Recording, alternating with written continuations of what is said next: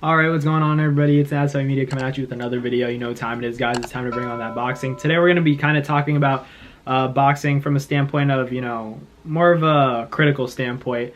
We're waiting on a lot of fights to be made. We have the Gervonta Davis and Ryan Garcia, and then obviously the Terrence Crawford and Errol Spence fight. I think that's probably the two mega fights that everybody wants to see. You could throw in like a David Benavidez and a Canelo or something like that. Or, there are a lot of fights. So you could throw Ryan Garcia, Devin Haney. There are a lot of guys, Devin Haney, Gervonta Davis. All those fights, those are fireworks in the lightweight division. It's stacked. I feel like these are fights that everybody wants to see, but it's because of the sport of boxing, the way it's set up nowadays. It's kind of always been like this where the business aspect is such a big part of it, and the politics that go into it. I want more money. Managers and promoters need to get paid too.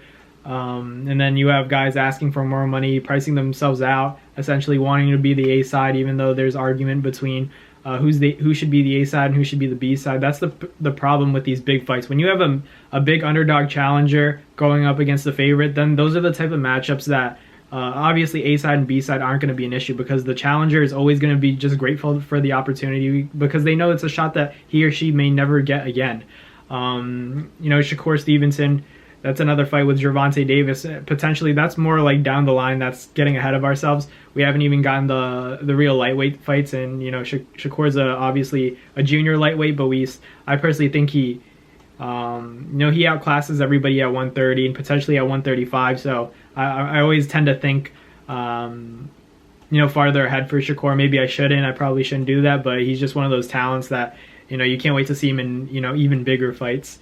But back to my point, there are big fights that need to be made soon, especially the Terrence Crawford and Errol Spence fight, because there comes a point where, no one's going to really care about the fight anymore. There's going to be that slight switch, and you don't know exactly when it is, when they're going to say, all right, no one really cares about that fight anymore. These guys are old already. When does that happen? In 2 years, 3 years? They're both in their 30s now. It's not like they're young guys, right? They're in their 30s, right? I'm pretty sure, but they're definitely in the time of their careers where this fight should be made to happen. They have the chance to unify. Ugas obviously lost to Errol Spence by stoppage, a very impressive win, three rounds to 0. Why did I say 3 rounds to 0? I was talking about belts. 3 belts, took them all away and left Ugas with 0. And then Terrence Crawford has his 1 belt.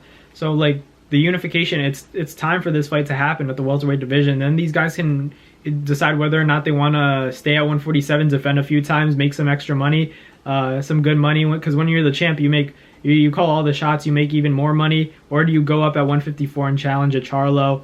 I don't know if an Errol Spence would be interested in that. I know Terrence Crawford has been very verbal about that, but as far as that actually happening, I don't know. It's up to the guys. There are guys like Boots Ennis, Jerron Boots Ennis, and Virgil Ortiz, Keith Thurman, guys that are still trying to get their names, back in that title shot mix.